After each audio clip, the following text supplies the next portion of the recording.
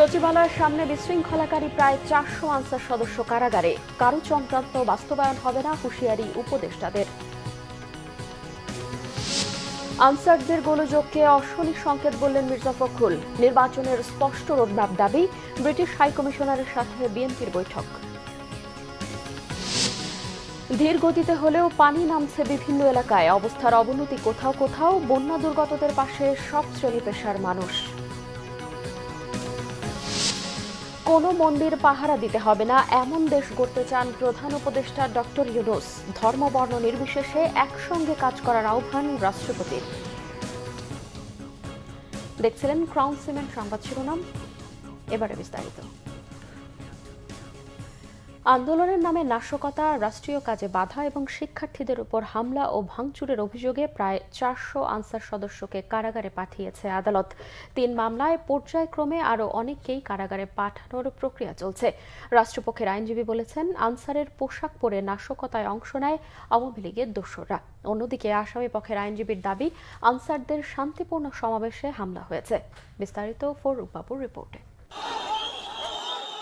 প্রথমে ৬ মাসের রেস্ট প্রথা বাতিলের দাবি নিয়ে টানা ৩ দিন রাজধানীর বিভিন্ন সড়ক অবরোধ করে আন্দোলন করা আনসার সদস্যরা গতকাল রবিবার এক দফা দাবিতে সচিবালয় ঘেরাও করে। ঠিকাদারদের মাধ্যমে নিয়োগ পাওয়া এই আনসার সদস্যদের প্রথম দাবি মানা হলেও তারা জাতীয়করণের দাবিতে আন্দোলন চালিয়ে যায়। এক পর্যায়ে সচিবালয়ের ভেতরে প্রবেশ করে বিক্ষোভ করে। সেই সাথে বাহিনীটির মহাপরিচালক ও স্বরাষ্ট্র উপদেষ্টাকে অবরোধ করে রাখে সচিবালয়ে। সারাদিন নানা নাটকীয়তার পর আনসার সদস্যরা রাত ৮টার পর শিক্ষার্থীদের সাথে সংঘর্ষে লিপ্ত হন। সংঘর্ষে আহত হন শতাধিক শিক্ষার্থী। আনসার সদস্যরা সচিবালয় এলাকায় ভাঙচুরও চালায়। এরপর ছাত্র জনতার তোপের মুখে পালিয়ে যান আনসার সদস্যরা। তাদের অনেকেই সচিবালয়ে আটকা পড়েন। ইউনিফর্ম পরে বিক্ষোভের অপরাধে পরে সেনাবাহিনী তাদের হেফাজতে নেয়। বিভিন্ন থানায় সোমবার ৪২৬ আনসার সদস্যদের বিরুদ্ধে মামলা হয়। ৩৭৫ জনকে সিএমএম আদালতের গারদখানায় রাখা হয়। তাদের বিরুদ্ধে রিমান্ডের আবেদন না থাকায় এজলাসে হাজির করা হয়নি। এর মধ্যে রয়েছে 2 নারী আনসার সদস্য। রাষ্ট্রপক্ষের আইনজীবী জানান, আনসার সদস্যদের আড়ালে নাশকতার ছক এঁকেছিল আওয়ামী লীগ। যে আনসারদের যে একটি দাবি নিয়ে, জাতীয়করণের দাবি নিয়ে যে একটি সমাবেশ হয়েছিল, মূলত সেই সমাবেশ ছিল তারা বলেছিল তারা শান্তিপূর্ণ সমাবেশ করবে। কিন্তু সেই সমাবেশে দেখা গেল শুধু আনসার ছিল না, সেই সমাবেশে স্বৈরাচার সরকারের দোসরেরা, তাদের বিভিন্ন অঙ্গ সংগঠনের নেতাকর্মীরা সেই আনসারের ড্রেস পরে তারা সেখানে সমবেত হয়। সোমবার সন্ধ্যা পর্যন্ত ৩৭৫ জন আনসার সদস্যকে কারাগারে পাঠানো হয়। এর মধ্যে শাহবাগ থানায় ২০৮ জনের নাম উল্লেখ সহ আসামি করা হয়েছে ২ থেকে ৩ হাজার জনকে। পল্টন থানায় ১১৪ জনের নাম উল্লেখ করে ৩ থেকে ৪ হাজার জনের বিরুদ্ধে মামলা হয়েছে। এছাড়া রমনা থানায় ৯৮ জনের নাম উল্লেখ করে অজ্ঞাত ২ থেকে ৩ হাজার জনের বিরুদ্ধে মামলা করেছে ভুক্তভোগী ব্যক্তিরা ও পুলিশ। ফররুখ বাবু, বাংলা ভিশন, ঢাকা। অন্তর্বর্তী সরকারের আইন উপদেষ্টা অধ্যাপক ডক্টর আসিফ নজরুল বলেছেন, সচিবালয়ের সামনে আনসারের ছদ্মাবরণে যারা এসেছিল তাদের মূল উদ্দেশ্য ছিল বিশৃঙ্খলা সৃষ্টি করা। প্রচলিত আইনে তাদের বিরুদ্ধে ব্যবস্থা নেওয়া হবে। রবিবার ঢাকা মেডিকেলে আহতদের দেখতে গিয়ে তিনি এসব কথা বলেন। অপরদিকে যোগাযোগ উপদেষ্টা ফাউজুল কবির খান বলেছেন, ছাত্র জনতার রক্তের বিনিময়ে এই সরকার দায়িত্ব নিয়েছে, কারো পরিকল্পনা বাস্তবায়িত হবে না। আরো জানাচ্ছেন দীপন দেওয়ান। রবিবার দাবি আদায়ে সচিবালয়ে উপদেষ্টাদের অবরুদ্ধ করে রাখে আনসার সদস্যরা। রাত ৯টার দিকে পরিস্থিতি উত্তপ্ত হলে ঘটনাস্থলে যায় শিক্ষার্থীরা। এ সময় শিক্ষার্থীদের ওপর হামলা চালায় আনসার সদস্যরা। এক পর্যায়ে ঢাকা বিশ্ববিদ্যালয় থেকে শিক্ষার্থীরা সচিবালয়ের সামনে গেলে পালিয়ে যায় আনসার সদস্যরা। সমন্বয়ক হাসনাত আবদুল্লাহ সহ আহত অনেককে ভর্তি করা হয় হাসপাতালে। সোমবার সকালে হাসনাত সহ আহতদের দেখতে ঢাকা মেডিকেল কলেজ হাসপাতালে যান অন্তর্বর্তী সরকারের ৩ উপদেষ্টা। এ সময় তাদের চিকিৎসার ব্যাপারে খোঁজ নেন, কথা বলেন ঢাকা মেডিকেলের চিকিৎসকদের সাথেও। পরে গণমাধ্যমকে আইন উপদেষ্টা জানান, ছাত্ররা পরিস্থিতি নিয়ন্ত্রণে এগিয়ে না গেলে সচিবালয়ের অবস্থা আরও ভয়াবহ হতে পারত। তারা এমন একটা অসম্ভব দাবি তুলেছিল, অবাস্তব এবং অসম্ভব দাবি তুলেছিল গণ্ডগোল করার জন্য, এবং আমরা সারা সচিবালয় ঘেরাও করে রেখেছিল। হয়তো আরও অনেকে যোগ দিত, একটা ভয়াবহ পরিস্থিতি হতে পারত। যারা অপশক্তির দোসর আছে, যারা বিভিন্ন ছদ্মাবরণে ছাত্র জনতার বিপ্লবকে নস্যাৎ করতে চায়, তাদের জন্য একটা বার্তা দিয়েছে যে এই দেশের ছাত্র সমাজ জাগ্রত রয়েছে, কোনো ষড়যন্ত্র সফল হবে না। বিভিন্ন ছদ্মাবরণে যারা এটাকে নস্যাৎ করতে চাবে তাদের বিরুদ্ধে আমরা তো প্রচলিত আইনে ব্যবস্থা নিব, প্রচলিত আইনে। এছাড়া ছাত্র সমাজ যারা আছে তারা জাগ্রত আছে। এই ছাত্র সমাজকে পরাজিত করা এবং তাদেরকে বিভ্রান্ত করা যাবে। যোগাযোগ উপদেষ্টা বলেন, দাবি আদায়ের মৌসুম চলছে দেশে, এখন সবাই দাবি নিয়ে রাস্তায় নেমে পড়েছে। যে নিয়মতান্ত্রিক পন্থায় আসুন, আমরা তো আলাপ করতে রাজি না। আমরা তো এমন তো কোনো সময় হয় নাই যে উপদেষ্টারা কিংবা কেউ কারোর সঙ্গে যোগাযোগ করতে ওনারা ব্যর্থ হয়েছেন, তা তো না। তাদের দাবিগুলো উপস্থাপন করতে ব্যর্থ হয়েছেন কিংবা আলোচনা করতে ব্যর্থ হয়েছেন, এমন তো কেউ বলতেছে না। তো সুতরাং আমরা এটা শুনতে রাজি আছি। ছাত্র জনতা রাজপথে রক্ত দিয়ে এই সরকারকে আনছে। সুতরাং কেউ যদি মনে করে এটা বানে ভেসে আসা সরকার না, তো সুতরাং এটা আমরা যে কোনো জাতীয় এটা জনপ্রত্যাশার সরকার, এবং আমরা সরকার জনপ্রত্যাশাকে মিট করার জন্য যত কঠোর ব্যবস্থা হোক আমরা নেব। আনসারের ছদ্মবেশে তারা জমায়েত হয়েছিল, দাবি আদায়ের উদ্দেশ্য তাদের ছিল না বলেও মন্তব্য করেন উপদেষ্টারা। দীপন দেওয়ান, বাংলা ভিশন, ঢাকা। আনসারের গোলযোগ অশনি সংকেত বললেন বিএনপির মহাসচিব মির্জা ফখরুল ইসলাম আলমগীর। পরাজিত শক্তি দেশের বিজয়কে নস্যাৎ করার চক্রান্ত করছে বলেও অভিযোগ তার। বলেন, অন্তর্বর্তীকালীন সরকারের রোডম্যাপ নিয়ে ধোঁয়াশা কাটেনি। জাতির উদ্দেশ্যে ভাষণে প্রধান উপদেষ্টা বিষয়টি স্পষ্ট করেননি বলেও মন্তব্য বিএনপি মহাসচিবের। রিপোর্ট করছেন সিকান্দার রেমান। জাতীয় পার্টির একাংশের চেয়ারম্যান কাজী জাফর আহমদের নবম মৃত্যুবার্ষিকী উপলক্ষে স্মরণ সভা হয় জাতীয় প্রেস ক্লাবে। বিএনপি মহাসচিব মির্জা ফখরুল ইসলাম আলমগীর বলেন, দেশে বন্যা হতেই পারে, তবে যেভাবে বন্যার পানি এসেছে এটা ক্রিমিনাল অফেন্স। কোনো ঘোষণা ছাড়া ভারত বাঁধ খুলে দিয়েছে। সচিবালয় ঘেরাও করে কোনো কিছু আদায়ের চেষ্টা না করার আহ্বান জানান তিনি। সচিবালয় ঘেরাও করে আপনার আনসার এবং অন্য সব কিছু লোকজন নাম পোশাকধারী লোক, তারা গোলযোগ সৃষ্টি করে, তারা সেখানে একটা সমস্যার সৃষ্টি করতে চেয়েছিল। ছাত্ররা সেটাকে নস্যাৎ করে দিয়েছে। কিন্তু এটা কিন্তু অশনি সংকেত, এটা ভালো লক্ষণ নয়। অর্থাৎ যারা পরাজিত তারা এখন আবার বিভিন্নভাবে সে চক্রান্ত করছে যে এই বিজয়কে তারা নস্যাৎ করে দেওয়ার জন্য। তাই জনগণের কাছে আহ্বান জানাবো যে আপনারা সবাই সতর্ক থাকবেন, এই বিষয়গুলোকে কখনই কোনো প্রশ্রয় দেওয়া যাবে না। মির্জা ফখরুল বলেন, আওয়ামী লীগ সরকারকে মদদ দিয়েছে, হত্যায় সহযোগিতা করেছে এমন অনেকেই এখনো প্রশাসনে রয়েছে। প্রশ্নবিদ্ধ মানুষদের প্রশাসন থেকে সরিয়ে দেওয়ার আহ্বান জানান তিনি। আমরা আশা করেছিলাম যে প্রধান উপদেষ্টা মহোদয় তিনি একটা রোড ম্যাপ দেবেন। সেই রোড ম্যাপটা আমরা কিন্তু ফর ট্রানজিশন টু ডেমোক্রেসি, এটা আমরা কিন্তু ওনার বক্তব্যের মধ্যে পাইনি।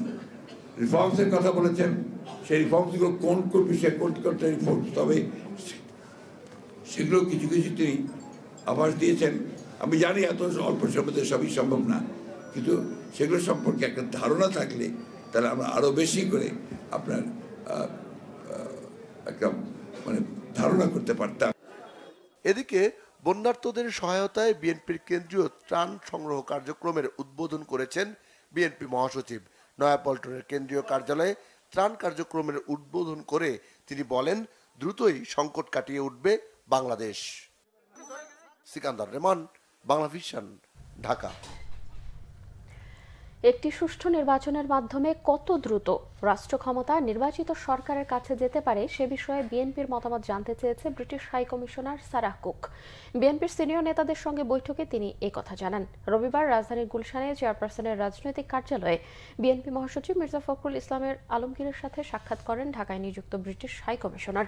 প্রায় 1.25 ঘণ্টার বৈঠকে মির্জা ফখরুল ছাড়াও অংশ নেন দলের স্থায়ী কমিটির সদস্য আব্দুল মঈন খান এবং আমির খসরু মাহমুদ চৌধুরী। বৈঠক শেষে আমির খসরু মাহমুদ চৌধুরী জানান, দেশের বর্তমান প্রেক্ষাপটে নির্বাচন, ব্যবসা বাণিজ্য সহ দুদেশের স্বার্থ সংশ্লিষ্ট বিভিন্ন বিষয়ে আলোচনা হয়েছে।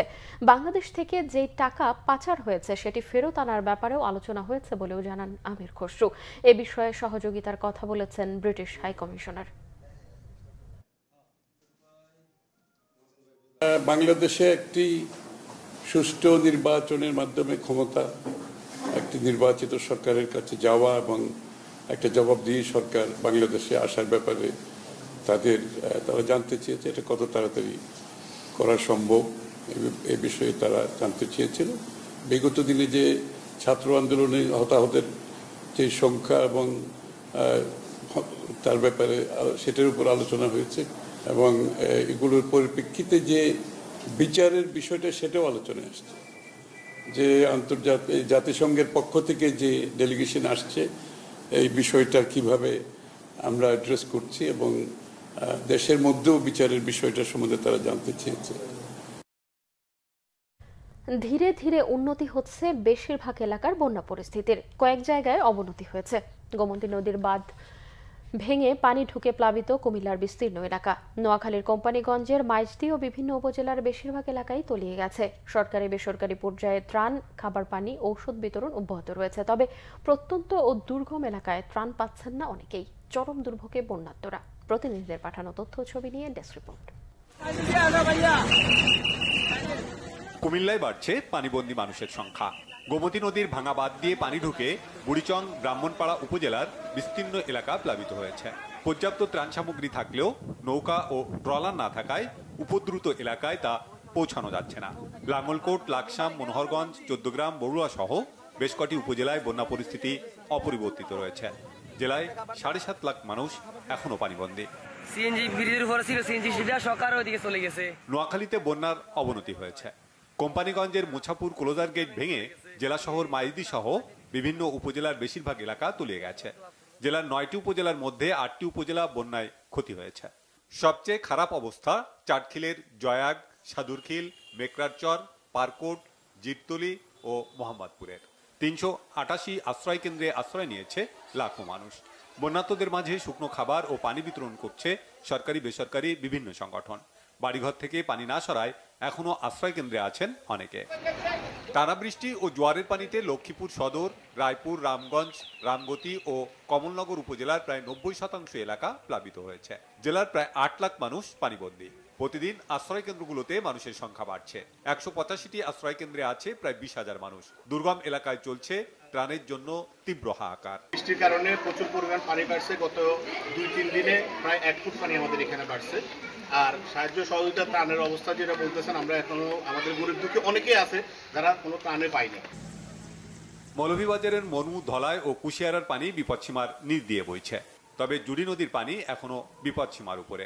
সরকারিভাবে ত্রাণ দেওয়ার পাশাপাশি বিভিন্ন রাজনৈতিক দল, সামাজিক সংগঠন ও ব্যক্তি উদ্যোগে ত্রাণ বিতরণ চলছে। চলতি মাসে আকস্মিক বন্যার কবলে পড়ে 11 জেলার 73টি উপজেলা। ক্ষতিগ্রস্ত হয় 545টি ইউনিয়ন ও পৌরসভা। Banglavision news desk.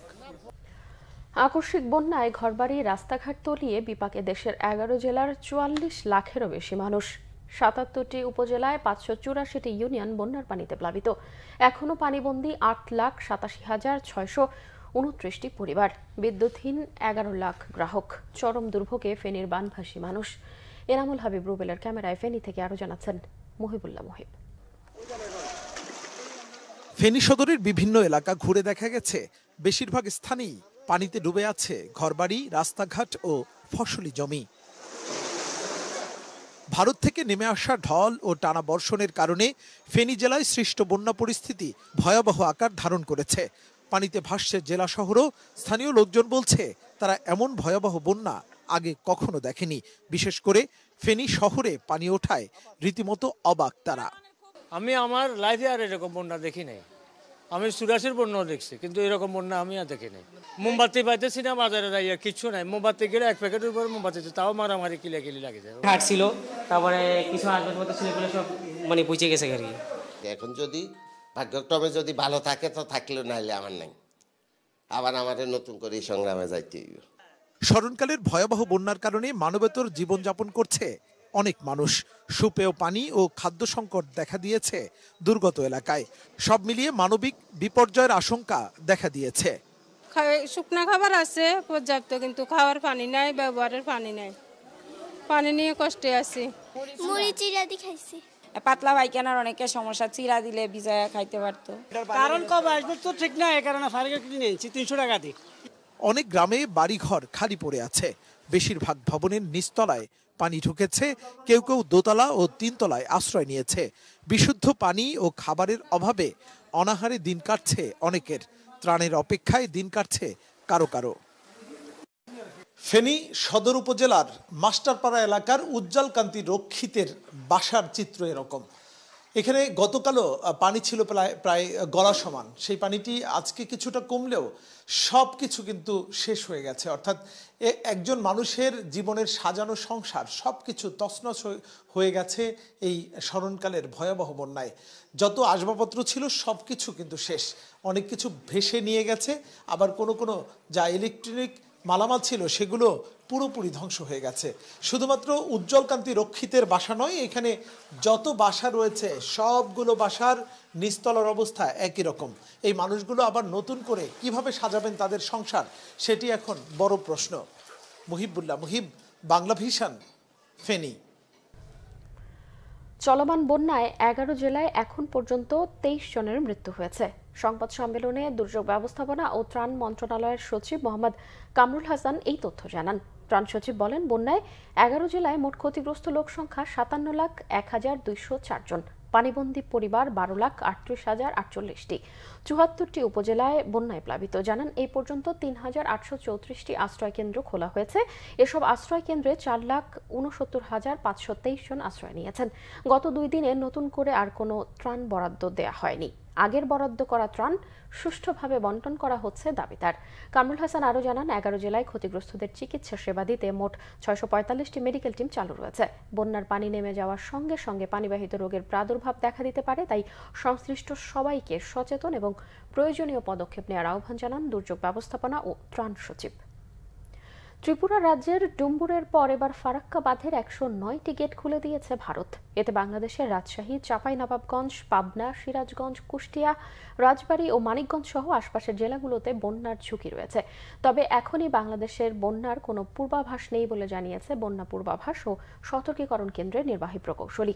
গঙ্গার পানির স্তর বাড়ায় বাঁধটি থেকে 11 লাখ কিউসেক পানি ছাড়া হয়েছে। ভারতের দাবি, বিহার ও ঝাড়খণ্ডে প্রবল বৃষ্টি হওয়ায় সেই পানির চাপ কমাতে সোমবার ফারাক্কা বাঁধের গেটগুলো খুলে দেওয়া হয়েছে। ফারাক্কা বাঁধ প্রকল্পের পানি বিপদসীমা পার করায় পানি ছাড়ার পরিমাণও বাড়ছে। বন্যা পূর্বাভাস ও সতর্কীকরণ কেন্দ্রের নির্বাহী প্রকৌশলী গণমাধ্যমকে জানান, ফারাক্কা বাঁধের পানি গঙ্গা দিয়ে প্রবাহিত হয়। আপাতত সেখানে পানি বিপদসীমার নিচ দিয়ে বইছে। যদি পানি বিপদসীমার ওপর দিয়ে যায় তাহলে দেশের উত্তর পশ্চিমাঞ্চল এবং মধ্যাঞ্চল বন্যার ঝুঁকিতে পড়বে। এদিকে ফারাক্কা ব্যারেজের গেট খোলা নিয়ে ভারতের পররাষ্ট্র মন্ত্রণালয়ের মুখপাত্র রণধীর জয়সওয়াল বলেছেন, এটি একটি স্বাভাবিক ঘটনা যা বর্ষা মৌসুমে হয়ে থাকে। তিনি জানান, ফারাক্কা কেবল একটি ব্যারেজ, বাঁধ নয়, তাই যখনই পানির স্তর উঠে আসে তখনই গেট খুলে দেওয়া হয়। প্রধান উপদেষ্টা ডক্টর মোহাম্মদ ইউনূস বলেছেন, অন্তর্বর্তী সরকার দেশের প্রতি নাগরিকের অধিকার রক্ষায় দৃঢ় প্রতিজ্ঞ। তাই সবাই সমান নাগরিক, তাই দেশের মানুষের মধ্যে কোনো বিভাজন থাকতে পারে না। জন্মাষ্টমী উপলক্ষে রবিবার রাষ্ট্রীয় অতিথি ভবন যমুনায় হিন্দু ধর্মীয় নেতাদের সঙ্গে শুভেচ্ছা বিনিময় অনুষ্ঠানে প্রধান উপদেষ্টা এই মন্তব্য করেন। তিনি বলেন, এমন একটি বাংলাদেশ গড়তে চান যেখানে প্রত্যেকে নির্ভয়ে তাদের ধর্ম পালন করতে পারবে এবং যেখানে কোনো মন্দির পাহারা দিতে হবে না। সরকারের দায়িত্ব প্রতিটি নাগরিকের অধিকারের পাশাপাশি ন্যায় বিচার নিশ্চিত করা। এ সময় হিন্দু নেতারা প্রধান উপদেষ্টাকে অভিনন্দন জানান। তারা বলেন, তারা দেশের বন্যা কবলিত অঞ্চলে জন্মাষ্টমী উদযাপন স্থগিত করার পাশাপাশি দুর্গত এলাকায় খাদ্য ও ত্রাণ পাঠিয়েছে। ঢাকেশ্বরী মন্দিরের প্রধান উপদেষ্টা সাম্প্রতিক মন্তব্যের প্রশংসা করে বলেন, এটি দেশের একটি অসাম্প্রদায়িক সমাজ গড়ে তুলতে এবং সমাজ সাম্প্রদায়িক সম্প্রীতি নিশ্চিতে সহায়তা করবে। রাষ্ট্রপতি মোহাম্মদ শাহাবুদ্দিন বলেছেন, দেশকে এগিয়ে নিতে ধর্ম বর্ণ নির্বিশেষে একযোগে কাজ করতে হবে। বন্যার্তদের পাশে দাঁড়াতে দেশবাসীর প্রতি আহ্বানও জানান তিনি। জন্মাষ্টমী উপলক্ষে রবিবার সকালে বঙ্গভবনে শুভেচ্ছা বিনিময় অনুষ্ঠানে রাষ্ট্রপতি দেশের হিন্দু ধর্মাবলম্বীদের শুভেচ্ছা জানান। রাষ্ট্রপ্রধান বলেন, এবছর জন্মাষ্টমীর উৎসব এমন সময় উদযাপন হচ্ছে যখন ভয়াবহ বন্যায় দেশের দক্ষিণ পূর্বাঞ্চলের 11টি জেলা ব্যাপকভাবে ক্ষতিগ্রস্ত হওয়ার পাশাপাশি লোকজন মানবেতর জীবনযাপন করছে। তাই দলমত নির্বিশেষে সবাইকে এগিয়ে আসারও আহ্বান জানান রাষ্ট্রপতি। তিনি বলেন, সংবিধান সকল নাগরিকের সমান অধিকারের নিশ্চয়তা দিয়েছে। দেশকে এগিয়ে নিতে ভেদাভেদ ভুলে একসঙ্গে কাজ করতে হবে। শ্রীকৃষ্ণের আদর্শ ও শিক্ষা মানুষের মধ্যে সৌহার্দ্য এবং ভ্রাতৃত্বের বন্ধনকে সুদৃঢ় করতে পারে। ধর্মীয় সম্প্রীতি বজায় রাখার পাশাপাশি সহনশীল আচরণ করতেও সকলের প্রতি আহ্বান জানান রাষ্ট্রপতি। আইন উপদেষ্টা ডক্টর আসিফ নজরুল বলেছেন, কিছু ব্যবসায়ী ধর্ম নিয়ে রাজনীতি করে, বিভেদ সৃষ্টি করে। এসবের বিরুদ্ধে দেশের স্বার্থেই সবাইকে এক হতে হবে। রাজধানী পলাশীতে জন্মাষ্টমী উপলক্ষে শোভাযাত্রায় উদ্বোধনী অনুষ্ঠানে ডক্টর আসিফ নজরুল এসব কথা বলেন। সংখ্যালঘুদের নিরাপত্তাকে অন্তর্বর্তী সরকারের সর্বোচ্চ গুরুত্ব দিচ্ছে জানিয়ে তিনি অভিযোগ করেন, গত 15 বছর যাবৎ মন্দিরে হামলা হয়েছে, কখনো সেসবের বিচার হয়নি। তবে অন্তর্বর্তী সরকার এমন ঘটনায় তদন্ত সাপেক্ষে ব্যবস্থা নিচ্ছে। অনুষ্ঠানে ডাক, টেলিযোগাযোগ ও তথ্য উপদেষ্টা নাহিদ ইসলাম বলেন, সংখ্যালঘুদের রাজনৈতিক টুল হিসেবে ব্যবহার করা হয়। এই জনগোষ্ঠী অনিরাপদ থাকলে পুরো বাংলাদেশ অনিরাপদ থাকবে। তাই নতুন বাংলাদেশ গড়তে সব জনগোষ্ঠীর সমান মর্যাদা নিশ্চিত করতে হবে। দেশের শান্তি ও স্থিতিশীলতার জন্য সবাইকে এক হওয়ারও আহ্বান জানান নাহিদ ইসলাম। বাংলাদেশের প্রত্যেক সরকারের আমলে কম বেশি হয়। আমার কাছে খুব ভালো লাগে যে আপনারা এই জাতীয় সচেতন হচ্ছেন। যারা আপনাদেরকে একটা ভোট ব্যাংক হিসাবে ভাবে, তাদের 15 বছরের আমলে আপনারা কি নিরাপদে ছিলেন? আপনাদের কতগুলো মন্দিরে আক্রমণ হয়েছে, অগ্নিসংযোগ হয়েছে, একটা ঘটনার কি বিচার পেয়েছেন? 15 বছর কি বিচারের জন্য যথেষ্ট সময় ছিল না? আপনাদের কাছে আমার কয়েকটা অনুরোধ আছে।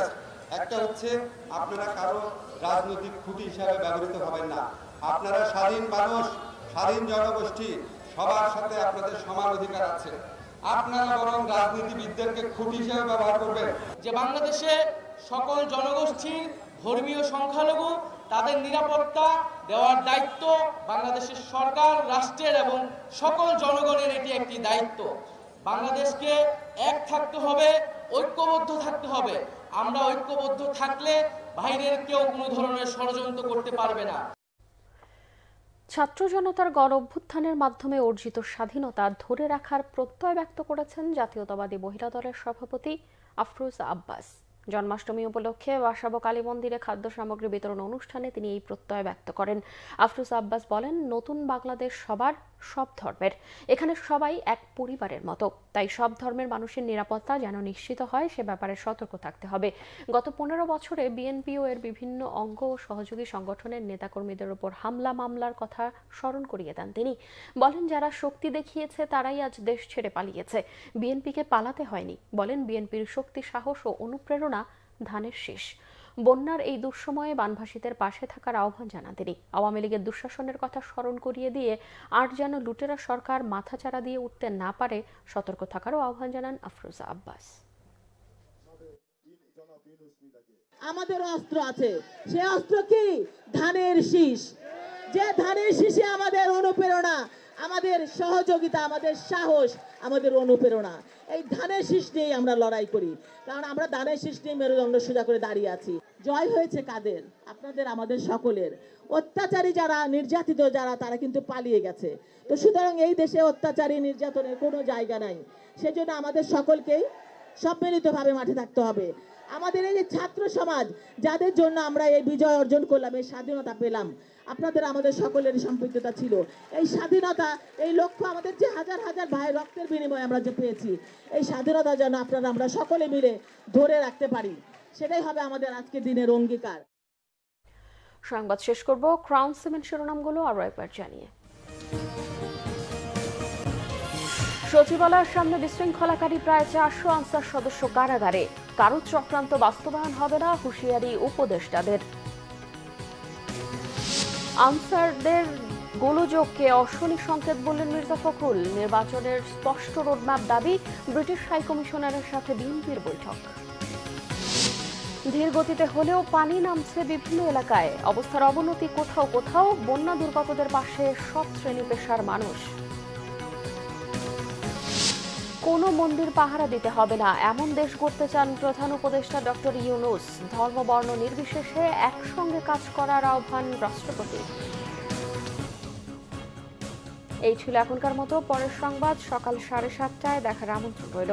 এছাড়াও বাংলাভিশন সংবাদ ও সংবাদ সংশ্লিষ্ট অনুষ্ঠান দেখতে ভিজিট করুন www.bbnews24.com ও facebook.com/banglavisionnews এবং সাবস্ক্রাইব করুন youtube.com/banglavisionnews। এতক্ষণ সঙ্গে থাকায় ধন্যবাদ সবাই।